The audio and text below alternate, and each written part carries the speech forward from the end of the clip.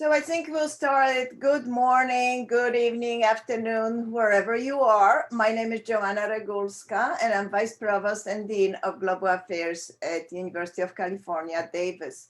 Thank you so much for joining us for the second UC Davis Forum on the UN Sustainable Development Goals. Global Affairs, the Office of Diversity, Equity, and Inclusion, and Office of Sustainability here at UC Davis, developed the SDG forums to highlight, celebrate, catalyze engagement with the SDGs among our faculty, staff, students, and partners. We are very excited to bring together our campus community today around those shared commitment to this SDG agenda, which is so critically important both locally and globally. We are also thrilled to welcome those of you joining us from outside UC Davis. Throughout the event, we hope you will share your questions, ideas, projects, and hopes for SDGs. Please feel free to use the chat feature. We'll have a Q&A opportunity, so please also post your questions. Our Global Affairs staff and our SDG interns, about whom we are extremely proud, Roshni Desai, Alex Jackson, Bella Buccelli, Michael Su, and Eleni Piliotis, sorry. We will be providing information in the chat and making sure we see your comments. UC Davis works with many international partners as well as closer to home on our campus and our community and in our region to advance SDG agenda. We are articulating commitment to SDGs through numerous of initiatives, network, dialogues, and collaboration. So today's forum, which is the second of the three that we have planned this academic year, is really an important step to learn, share, and to connect. I'm very pleased to be joined today by Renetta Garrison Tull, our UC Davis Vice Chancellor for Diversity, Equity, and Inclusion, and Camille Kirk, the UC Davis Director of Sustainability and Campus Sustainability Planner in the Sustainability Office. We have built this very exciting and unique partnership and are working closely to integrate SDG commitment into our respective areas of work, as well as across UC Davis community. I am so appreciative of the leadership, passion for SDGs, and collaborative spirit. Renetta and Camille will be co-emceeing this event with me today, and you'll hear from them very soon. So we'll start. Renetta will now share some thoughts about the importance of diversity, equity, and inclusion in our SDG efforts at UC Davis. Renetta, the floor is yours. Thank you very much, Joanna, and good morning, everyone. I'm so happy to see all of you, or at least to see that there are so many who have joined us. I should probably say good morning, good evening, good afternoon, in the same way that Joanna has, recognizing that this is an international event, and you're probably joining us from many areas of the world. In fact, I first learned about the Sustainable Development Goals at an international conference in Cartagena, Colombia. And at that point, I was thrilled. I was mesmerized and just really excited about this framing from the United Nations. When we think about the 17 Sustainable Development Goals and we think about diversity, equity, and inclusion, a first thought might be to consider SDG 5, gender equality, or SDG 10, reduced inequality. But so many of the others are also relevant and, in fact, interconnected. Late last year, I briefly discussed the SDGs during a program for the UC Davis Center for Poverty and Inequality. And I have some notes there that I want to share again here. Goal number 1, for example, no poverty, is with the goal, of course, of ending poverty in all forms everywhere. And as we just mentioned, SDG 10 is reduced inequalities, aiming to reduce inequalities with and among countries. The UN reports that 700 million people, or 10% of the world's population, still live in extreme poverty today. That's down from 36% in 1990. However, when we think about current events like COVID-19, the COVID-19 crisis is potentially affecting years of progress and potentially increasing poverty globally for the first time in 30 years. Similarly, the UN notes that COVID-19 has deepened existing inequalities. So again, we have inequalities that are going all throughout these SDGs. It is deepening existing inequalities, hitting those in poverty and vulnerable communities the hardest. These include older persons, persons with disabilities, children, women, people from marginalized groups.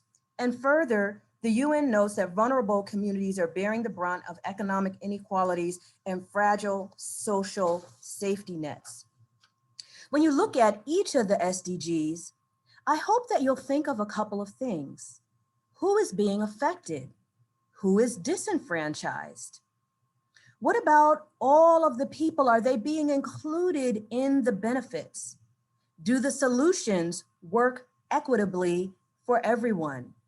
Do the solutions and the methodologies for the solutions work across various backgrounds, various economic backgrounds, various marginalized backgrounds in order to solve whatever the challenge is that people are trying to help with? This is a layer of thought, but it's not that much of a leap. It just requires some intentionality. And it is with these kinds of intentions that even we here at UC Davis are looking inward to see how we can support and address issues even here on our own campus. During the COVID-19 pandemic, it has been nearly impossible for faculty, staff, and students to attend conferences in person, like the one that I went to in Cartagena, Colombia, or to even network effectively in their fields. And conference registration fees can be very expensive, and that makes even virtual conferences out of reach for many of our community. So to address this need, the Offices of Diversity, Equity, and Inclusion, Global Affairs, and Sustainability, so with Joanna and with Camille, we have teamed up with our teams to offer virtual conference grants in support of faculty, staff, and students who are contributing to the SDGs. And these grants will cover virtual conference fees to ensure that faculty, staff, and students can continue to be thought leaders in important dialogues and establish the collective relationships necessary to advance the SDG agenda. For more information, including funding and eligibility details, please visit our website, which has one of the SDG interns is going to paste into the chat. And I see it's already there for the virtual conference grant. So if you can access that from the chat, you'll get more information. It is now my pleasure to introduce our two speakers who are going to share their insights about these critical issues. Dr. Helen Bond is an associate professor of curriculum and instruction in the School of Education at Howard University in Washington, D.C., which happens to be my alma mater, by the way. She holds a PhD in human development with expertise in education and human development, Holocaust education, teacher education, and preventing violent extremism through education. Dr. Bond is the co-author in the recent report from the Sustainable Development Solutions Network, otherwise known as Sdsn.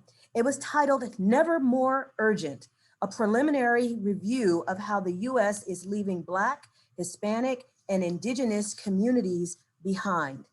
UC Davis is a member of the Sdsn network. And the report lays the groundwork to contribute to the ongoing discussion of policy transformation to prepare a scorecard on how the U.S. performs in relation to the SDGs in these different communities. We're also joined by Dr. Natalia Deeb-Sossa, who is a professor in the Chicana Studies Department right here at UC Davis. She has conducted research in medical sociology, social psychology, symbolic interaction, race, class, gender, and methodology. All of her work makes contributions to substantive issues in equality. And I'm happy to have her book on community partnerships, and am learning from our own Dr. Deeb-Sossa on how to do and make better community partnerships. She's going to be offering some reflections based on her own work in inequality, health, gender, and SDG intersections. So I'll turn it over to Dr. Bond, and then she'll turn it over to Dr. Deeb-Sossa. Thank you to both of our special guests who are here to give their talks this morning. And thank you very much. I'd like to thank the organizers of this very fine event and all of you attending. Thank you so much. It's a pleasure to talk about our recent report. And if you'd like to reference it while I'm talking, because the talk will be very brief, I'll be giving you a very brief overview. It's entitled Never More Urgent, the preliminary review as we're looking to build on it. Preliminary review of how the U.S. is leaving behind or leaving Black, Hispanic, and Indigenous communities behind. I want to first give a frame for this report because there's something very special about it. Well, first of all, the partners, again, SDSN, which is there's a SDSN Global. We're part of the USA chapter. It's a subsidiary of the United Nations, focusing on really the awareness and the achievement of the SDGs.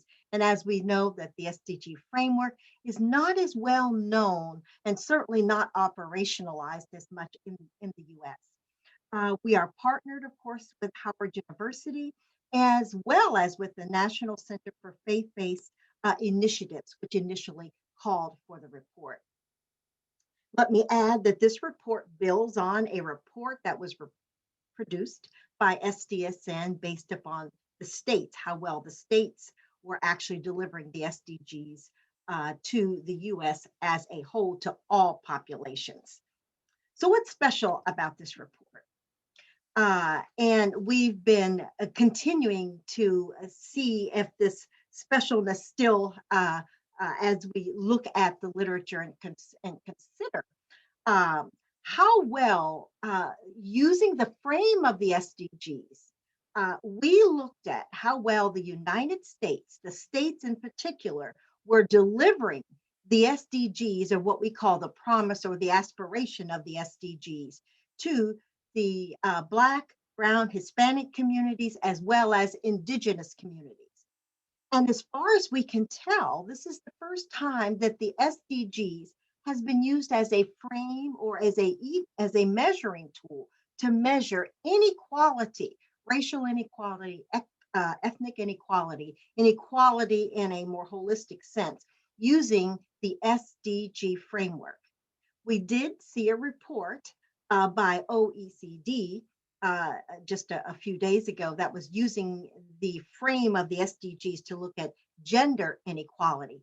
But we used it as a frame to really understand racial inequality and the levels of racial inequality in the United States. And we were, I won't say we were surprised, but yet we were surprised in many ways.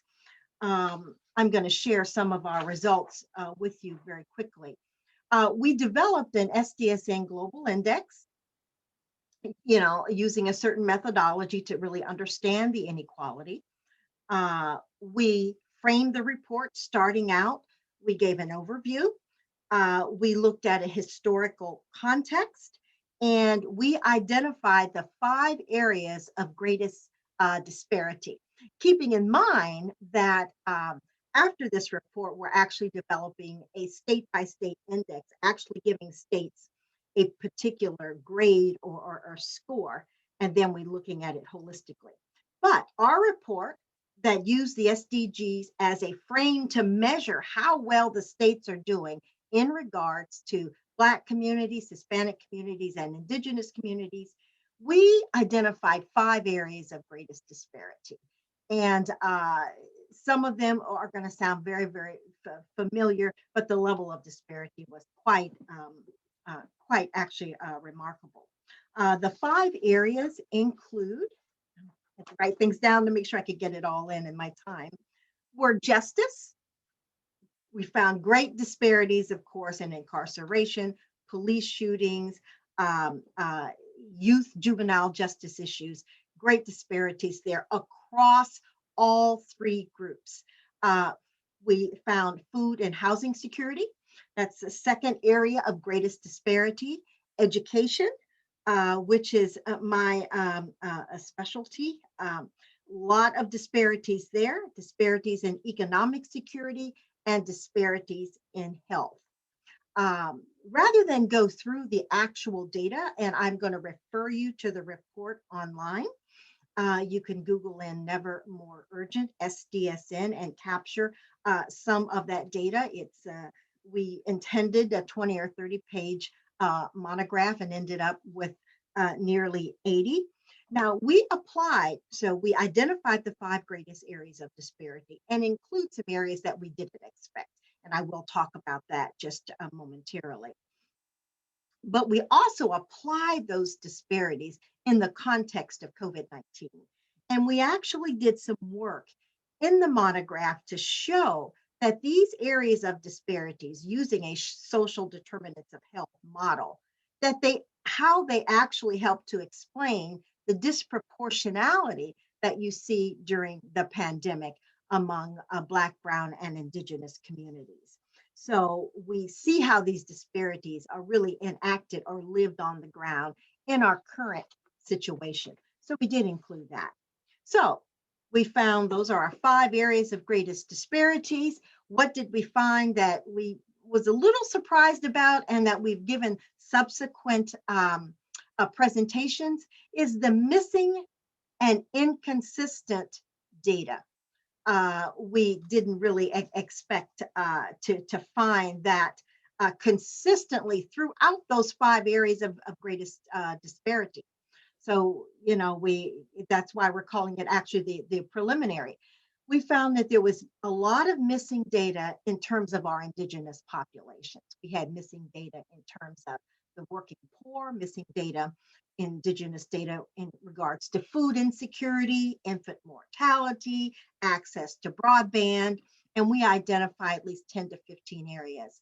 And in our conclusions, we are really calling on universities, organizations, governmental, non-governmental organizations, that there needs to be not only better data, not only more consistent data, but data needs to be disaggregated. And we're kind of seeing that even as we proceed through the vaccination period of the pandemic, getting organizations and states and health organizations to report the data in a disaggregated fashion. But the lack, and we state this in our conclusions, and I'm going to wrap up here, and what we plan to do moving forth. We are asking, we are stating that, when the data is either not collected, not disaggregated, not shared, or inconsistent, then that is a human rights violation in and of itself. And so the data collection piece was very important and a bit of an unexpected finding because there were lots of missing data. So I'm going to wrap up and talk about what we're doing with this and where we plan to go from here. We have taken this preliminary report. We plan to build on it when we can get better data. And we have produced an index in which we, using the SDGs as a frame, as a prism, as a measuring tool to look at inequality in these 5 areas and more, because actually those were the 5 areas of greatest disparity. They weren't the 5 areas of the only disparity. And so we produced an index that shows how each particular state is doing per SDG. And we've given them a number index as well as a color code. And so we're working on that. And we plan to launch that soon. And that will add to what we're doing. But what is special about this, and all of our work is special, all of our work with the SDGs, because we all recognize that the SDGs and international instruments such as the SDGs, even though they frame the work of the United Nations, aren't as well known or well used or certainly operationalized to inform policies and practices as well as research. And so I'll end with that, and thank you very much. Thank you for the Dr. Bond. And so I want to start by thanking everybody for inviting me to the UC Davis Forum on UN Sustainable Development Goals, and really to talk about that really important report, Never More Urgent. I want to start by briefly saying that UC Davis is on Patwin land and is on stolen land. And the reason that I say this is because UC Davis is a land grant institution. And Dr. Margaret Nash in 2019 said that educational institutions have benefited, and as a result, higher education became more easily available and more affordable to more people than ever before. But the founding of these land grant institutions came at a greater cost as well. Tribes and nations were forced to cede their land and relocate to federal reservations. There was genocide as well. And so I say this because UC Davis as an institution has the responsibility of making known how it has benefited as a land grant institution from the dispossession of indigenous people who once occupied this land but were forcibly removed. UC Davis also, I believe, has the responsibility of stop dragging their feet and returning immediately our Native relatives to their tribe's ancestral land for them to be properly reburied. UC Davis is also a Research One institution. And as Dr. Bond said, the authors note that a full account of unequal treatment is not possible due to gaps in racial and ethnic data. There cannot be a full repair of the harms done if there is not a full record of who was harmed and how, and this was on page 18.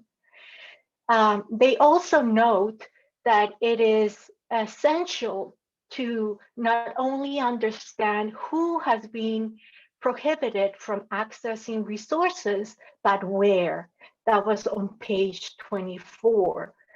So I believe, and this is part of UC Davis strategic plan goal 2, that UC Davis should enable and support research that matters at the frontiers of knowledge across and between the disciplines in support of a healthy planet and the physical and societal well-being of its inhabitants.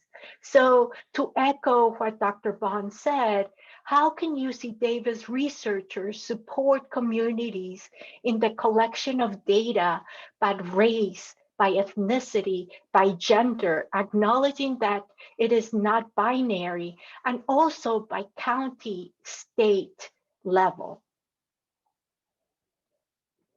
Also, UC Davis is an emerging Hispanic serving institution. And we know that Chicanx, Latinx have a lower first-year retention rate, a lower four-year graduation rate, as well as a six-year graduation rate compared to whites.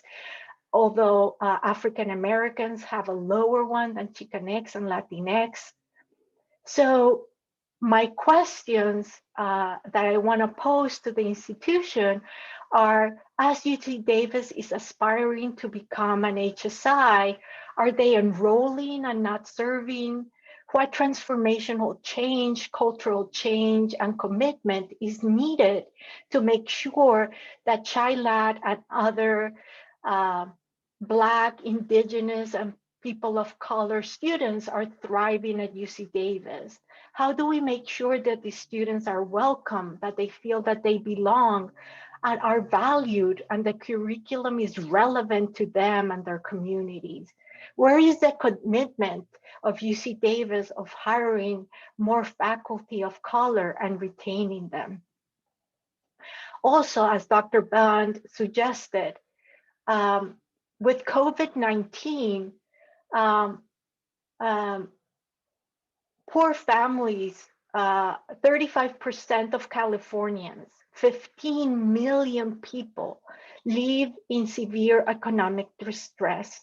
More poor families are working and having, most of the poor families are working and have children. Latinx families are disproportionately poor, comprise 51.4% of the poor in California. The workplace has emerged as a central site of infection, transmission, infection outbreaks in essential workplaces. And so these are our students, these are our staff, these are our neighbors who are disproportionately impacted by job losses, wage losses, poverty, infection, and death. So if we really believe in the principles of community, these are our neighbors, these are our students' families, these are our community. We really need to be advocating for universal health care. We need to be advocating for access to safety support networks for everybody, regardless of documentation status. We really need to be expanding for access to disaster assistance and emergency relief for everybody, regardless of documentation status. I will also ask you to look into the SB 562, Californians for a Healthy Californian Act for all Californians, regardless of citizenship status. Thank you all. Thank you very much, Dr. Deeb-Sossa, and thank you, Dr. Bond. And Dr. Deeb-Sossa, you gave us quite a reminder even about the location of our Davis campus in California, because indeed we are on the land that has been the home of the Patwin people. And today there are 3 federally recognized Patwin tribes: the Cacho-Dihi Band of Wintun Indians, of the Calusa Indian community, the Quetzal-Dihi Wintun Nation, and the Yocha-Dihi Wintun Nation. And the Patwin people have remained committed to the stewardship of the land over many centuries. It had been cherished and protected as elders have instructed the young through generations. And we're really honored and grateful to be here on, those of us who are here on Davis, on their traditional lands, and wherever people are around the world, there should be gratitude for the lands that you're on as well. And in both of these talks, we heard several SDGs. We heard about SDG 16, peace, justice, and social strong institutions. SDG 11, sustainable cities and communities. SDG 4, quality education. SDG 8, decent work and economic growth, and SDG 3, good health and well-being. Thank you so much to our speakers who called to us to give us a way of thinking and to call on us for responsibility for these kinds of things. I'm now going to turn it back over to VP Joanna Regulska, who's going to work with us as we continue our program. Thank you again. Thank you so much, Dr. Garrison, too. But I also really want to thank both Dr. Bond and Deeb-Sossa for very inspiring, even though painful, recognition of how much the inequalities are with us.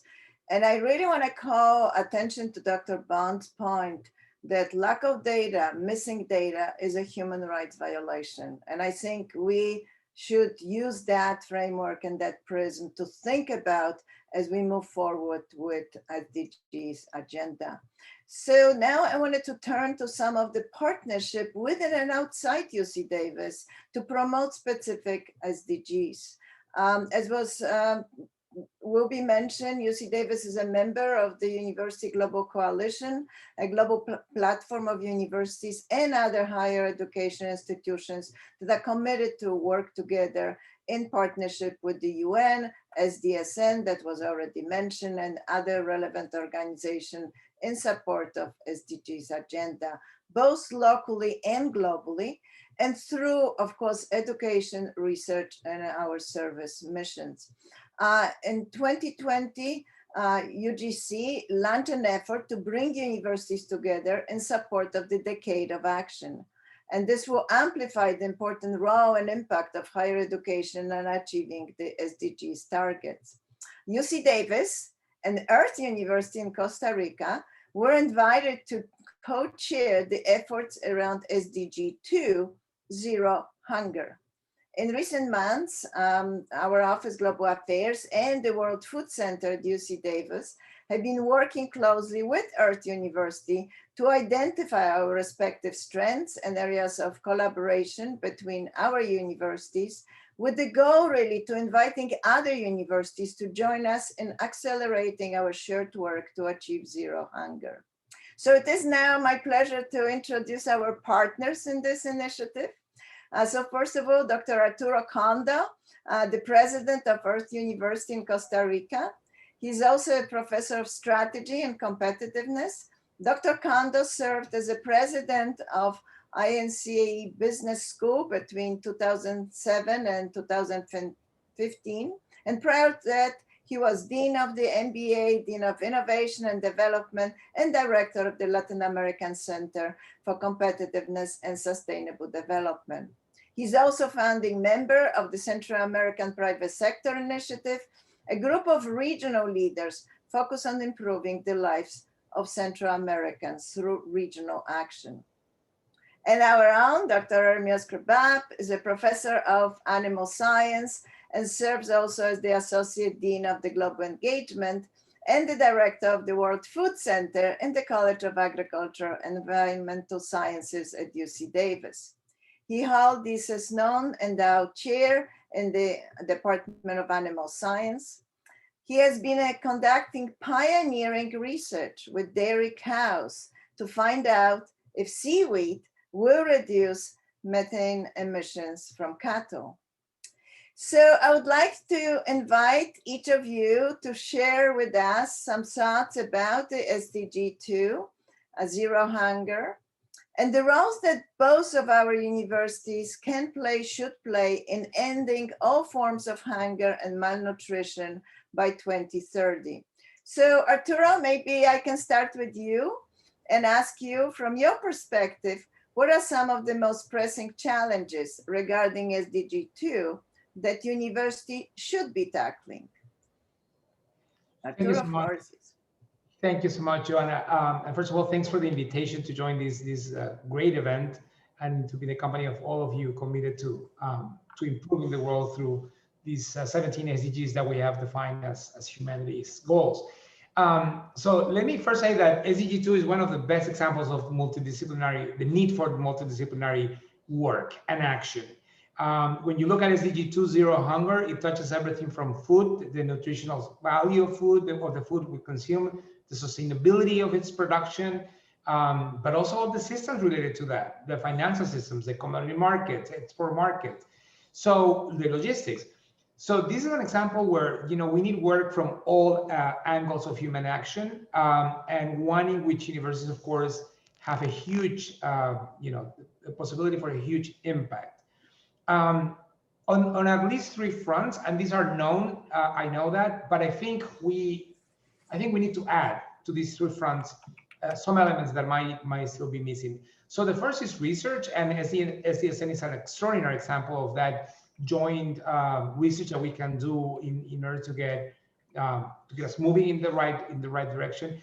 The one thing I would point to here in research is that we need both social innovation as much as technological innovation. So it is great the work that we do in our universities around the technical solutions to hunger in all those fronts, but we also need them. We need to take them to the grassroots level, right? In the sense that it is small farmers who produce 70% of the food of the world. So we need to get there, and to get there, we need social innovations that go beyond just solutions. Solutions are the first step and critical, but we need to go beyond. The second is education, and of course, as universities, that's what we do. But it's education beyond our walls or our classrooms or our farms in the case of UC Davis and Earth.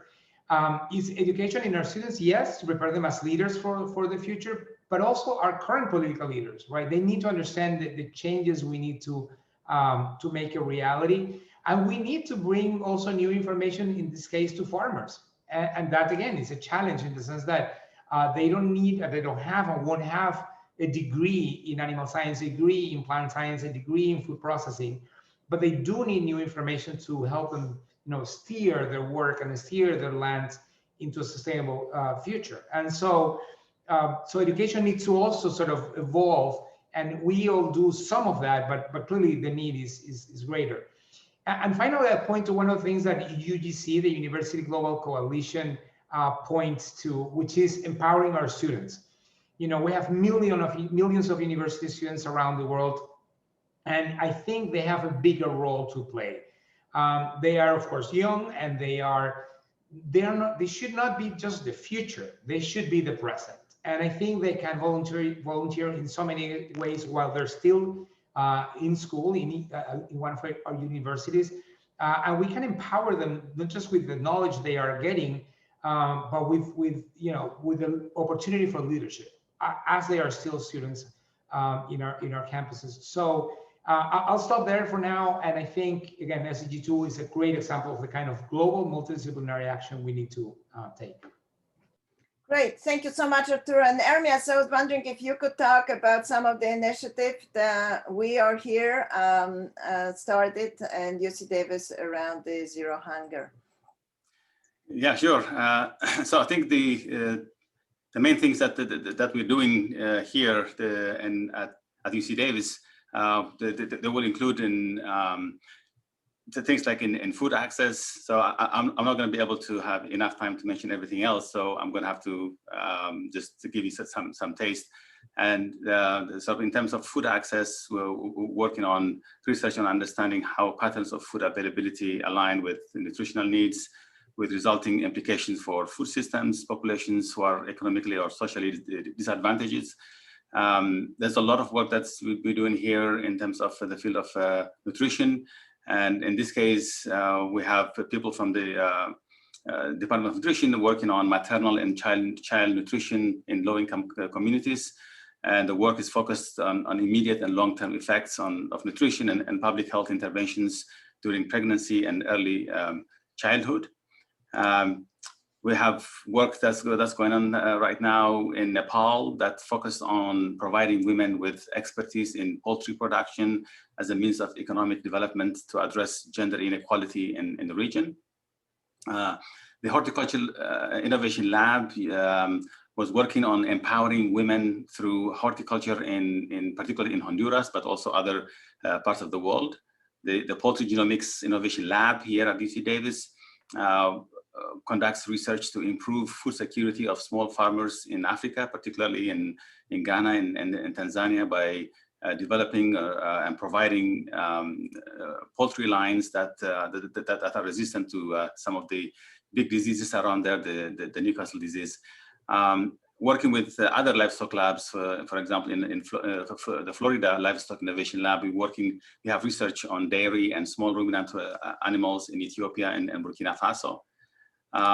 Looking at sort of sustainability, we have worked in plant sciences where they seek to better understand linkages between diversification, soil health, and resilience of agroecosystems to various biotic and abiotic stresses.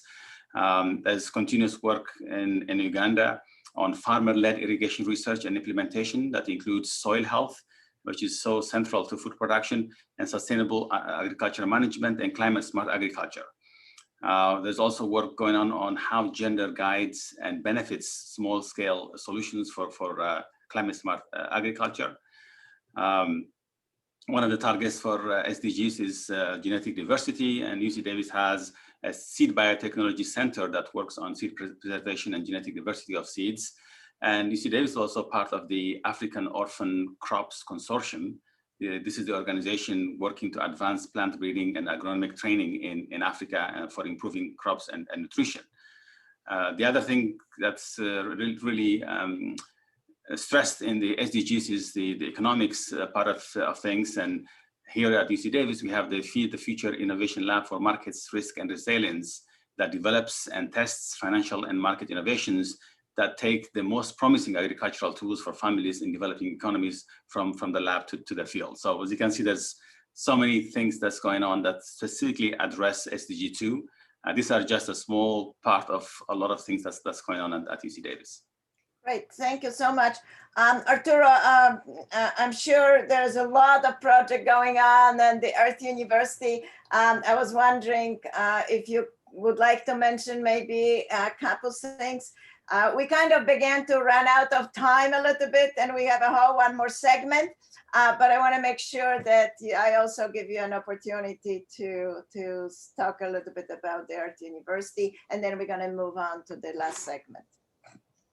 Absolutely, and let me, as Ermias was also struggling for putting everything that we do, even though we're smaller, but still we have a number of things. Let me highlight maybe three things that are different in the design of the things we do that we hope can contribute to move the needle faster to the goals we want to achieve. So the first is on the education side is student selection. When you see the way students are selected from around the world to enter one of our universities, most of the time the emphasis is put on admission tests that are highly correlated with income. And so to the point of exclusion in the segment before, if we want the rural leaders of the world to be prepared to tackling the challenges we're facing, it's really hard to imagine that an admission test selection process, a selection test based selection process would succeed in bringing those leaders to our campuses. And so we do something different and we select them based on leadership profiles.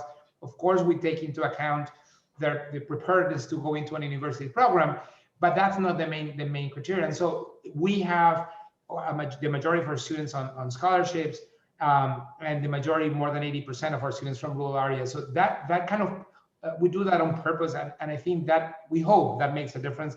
We're starting to see that. So that is one. The second thing is we're focused on tropical because of where we are, because the part of the world we serve. But that connects also to that last mile, if you will, the social innovation I mentioned before, right? I mean, how do we can call it technology transfer. How do we help small farmers to make use of the technology we have now? So for instance, we have, and to me, that's a third thing, climate change. We have precision agriculture, which you have as well, right? But the question is not only, the technological solutions, but how do we bring that to the ground, kind of pun intended, right?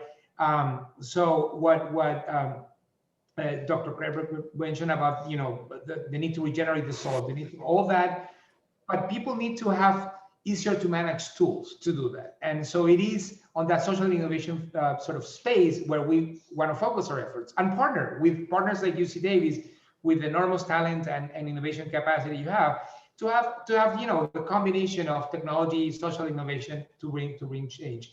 And finally, I mentioned it, but it's climate change. I think it's the most existential threat we face as a human race, and definitely agriculture and food is maybe most affected activity or human activity in that, and we're trying to align things behind that to contribute as we all do, but again, I see clearly the need to go faster and more global in this effort. Great, thank you both. And we truly value the partnership between our universities, because I feel like we are actually making some small but contributions to a larger conversation. So now I would like to turn to Camille Kirk to introduce the next segment of our program. Thank you, Joanna. So now we're going to turn to some of our activities on campus to support the SDG agenda. We'll first hear about ongoing work at the UC Davis Student Farm, a 23-acre farm where students create, maintain, and explore sustainable food systems. Katharina Ullman is the director of the Student Farm at UC Davis, holds her doctorate in entomology, and has 11 years of experience working in sustainable agriculture, research, and education with multiple partners in North America and Europe. Her research experience includes developing and testing citizen science training guides and identifying and testing farm management practices that support pollinators.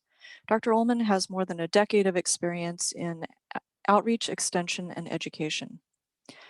Susana Reyes, lead student farmer and sustainable agriculture and food systems major in the College of Agricultural and Environmental Sciences, was initially going to co-present with Katharina, but Susana is actually out harvesting right now from the student farm to provide food donations to students on campus.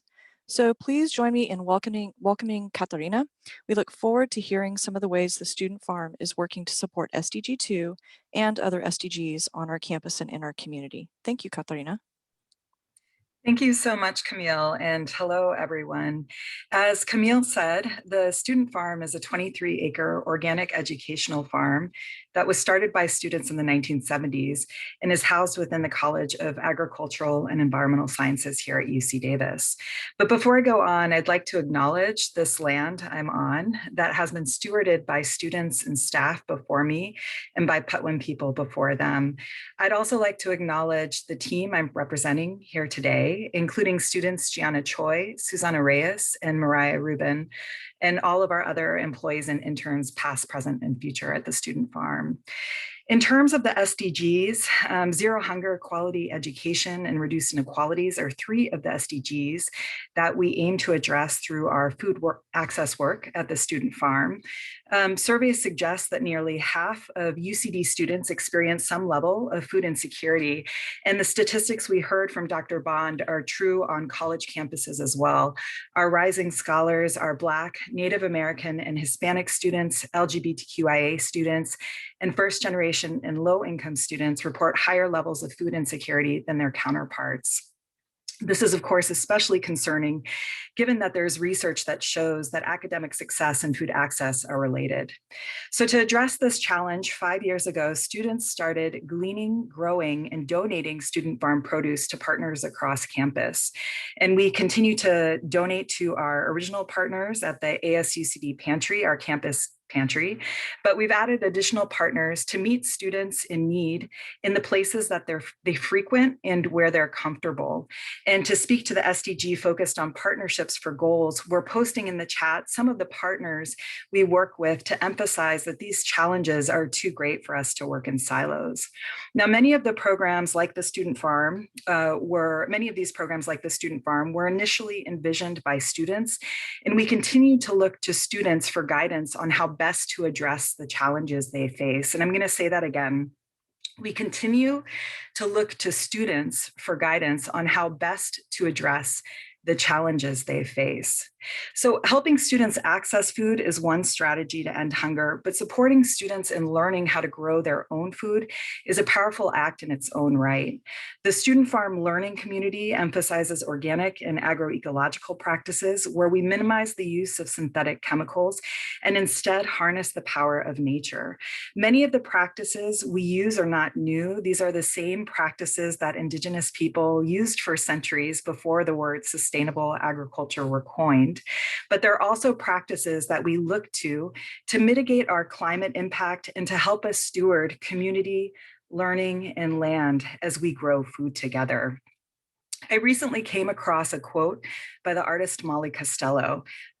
She says, "We are all temporarily not dirt." And I'll say that again, we are all temporarily not dirt. I've been reflecting on this a lot lately.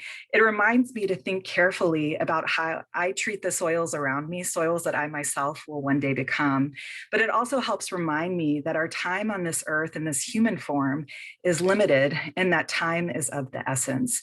So thank you for your time and the ways in which, great or small, you're moving the SDGs forward in your own lives and in your own community. Thank you so much. Thank you so much, Katharina. That's a very profound way to end. We are now going to hear about the Center for Regional Change at UC Davis and how this center is supporting SDG 13 on climate action, along with quite a number of other SDGs.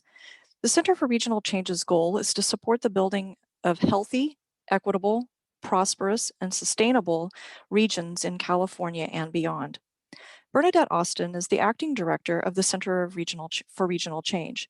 She has contributed to the establishment of the UC Davis Interdisciplinary Initiative.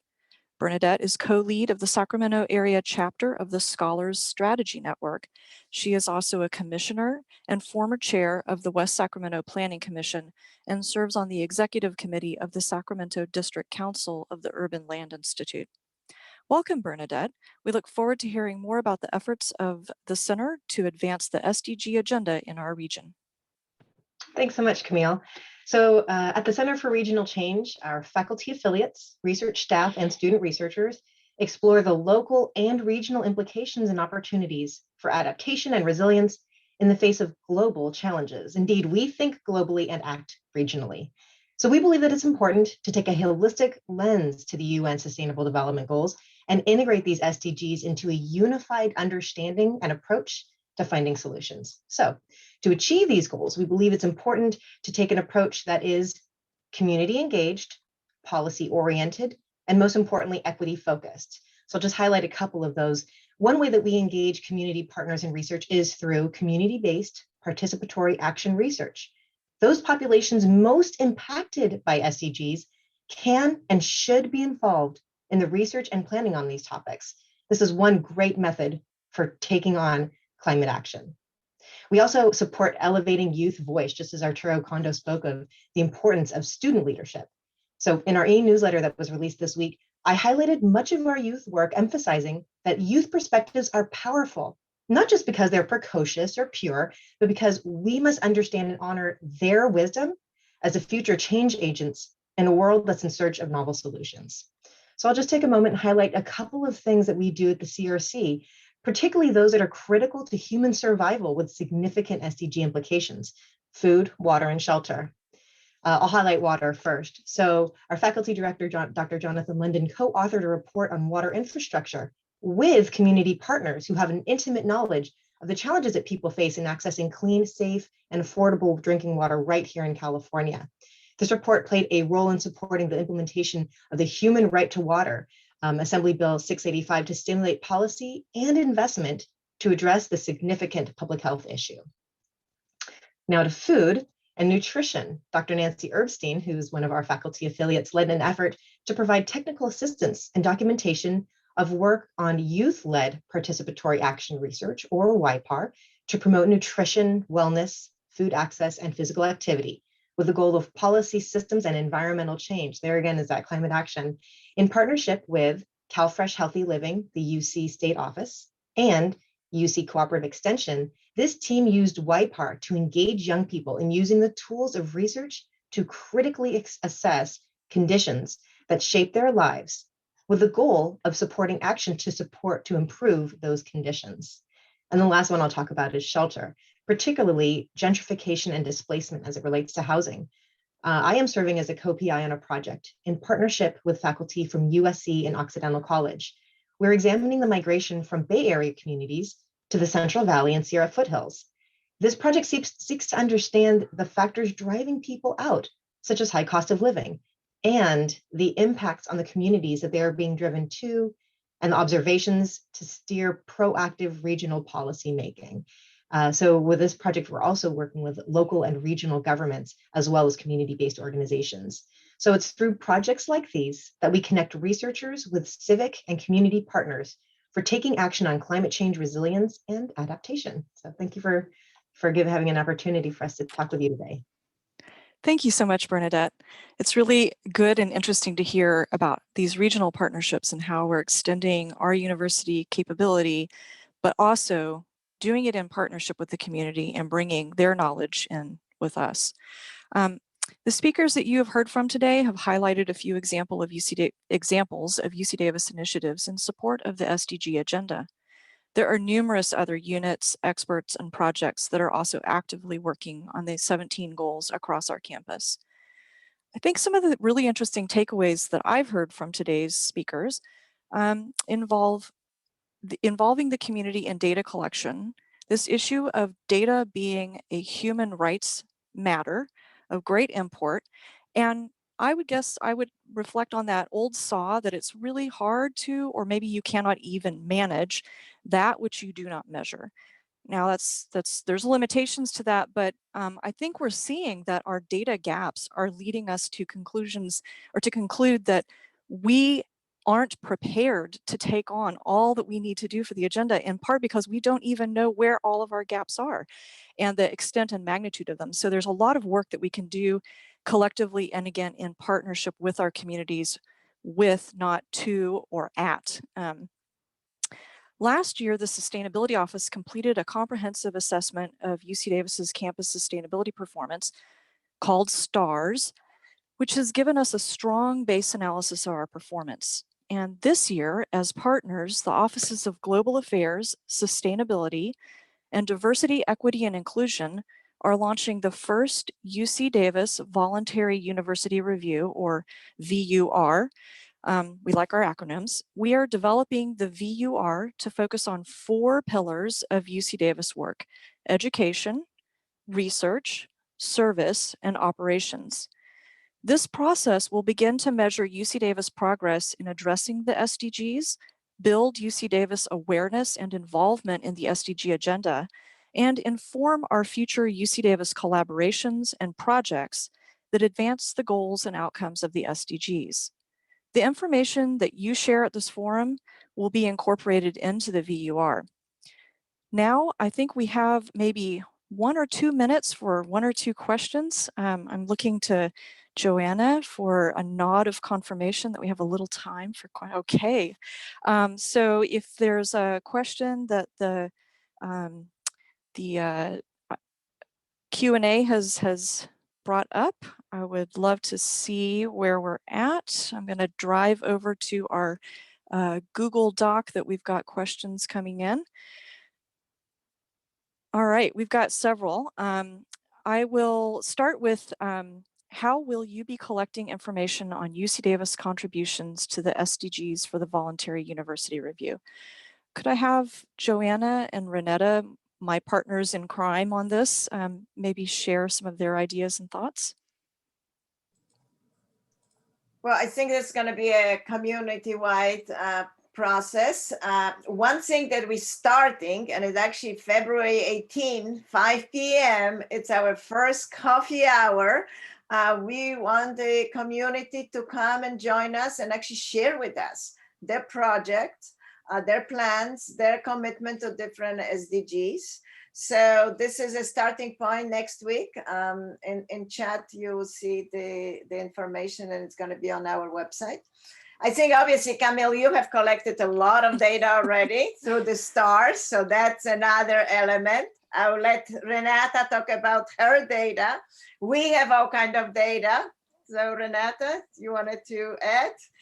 Well, actually, I don't have that much to add yet, because it is a new initiative. And one of the things that we're trying to do is to make sure that the campus knows more about the SDGs. And so forums such as this one are giving us an opportunity to share more about the framework, and also to help our faculty, our staff, our students to see the work that they're doing sort of within the context of SDGs. And so if we can help them to think about the research that they're doing, the work that they're doing, and be able to identify, oh yes, the work that I'm doing fits into SDG 5, the work that I'm doing fits into SDG 10 as an example, then those are the kinds of things that we're trying to do as we move forward.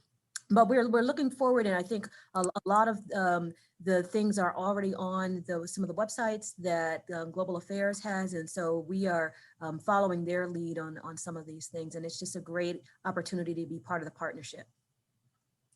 Thank you so much. And I would add that we're really hoping to hear from all of you all across campus and our international partners and regional partners.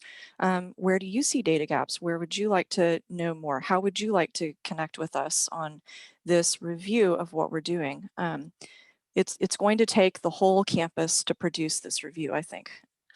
On the chat, I was going to add that on the chat, there are already volunteers from other universities who have done VUR, and they are ready to join with our efforts. And I can see the Polish spirit is already there too. So I'm very happy to see it. That is great. That's fantastic. Joanna, do we have time for one more question? Okay, one more. All right. So how will issues of diversity, equity, and inclusion be incorporated into the UC Davis Voluntary University Review? We led out today with characterization of the challenges and an analysis of where we need more information. So let's bringing it back down to UC Davis. Renetta, would you like to share some initial thoughts? And Natalia and Helen as well.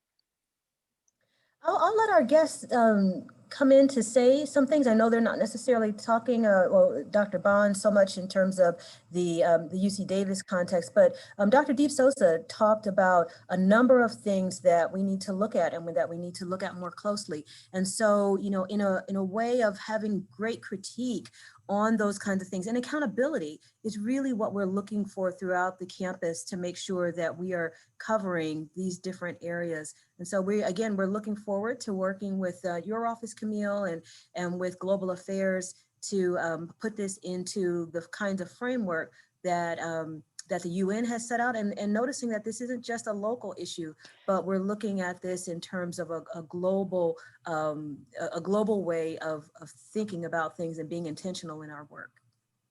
And Dr. Bond, do you have any words of wisdom to us as we launch into our process based on the work that you've done out of the report?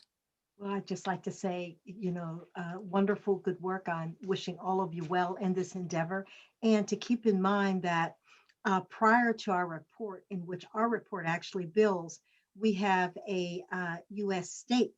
cities and states, where there's been some ranking and looking at how well the U.S. states are delivering in general to people of certain regions of the United States. It's called our states report. And so it builds quite nicely. So if you want to look at that for reference, really to look at both of those and then watch for our index, which we'll be launching here shortly, which looks at specifically, and it's when they say that a picture, because we have various graphs and we're trying to show it in a very visual way, it is absolutely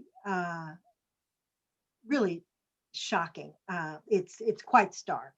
And so we will be launching that, and Elena Lynch is leading that effort, and I'm working with her on that.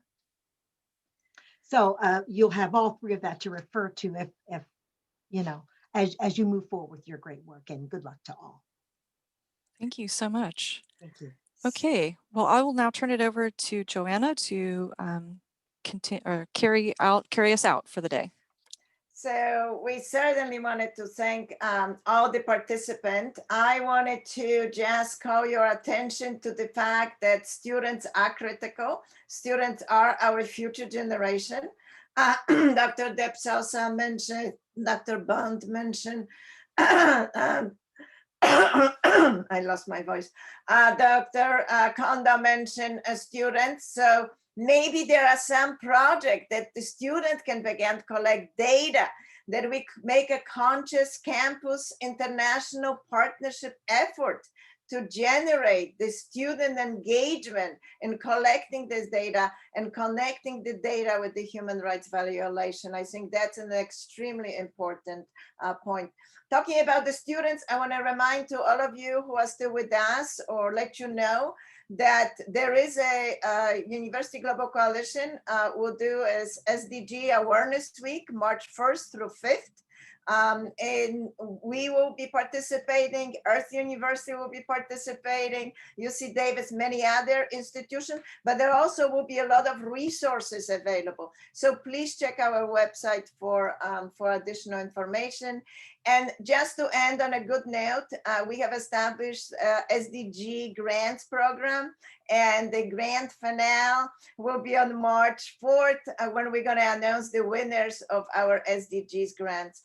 I want to thank you so much. Looking forward to seeing you again in the spring quarter.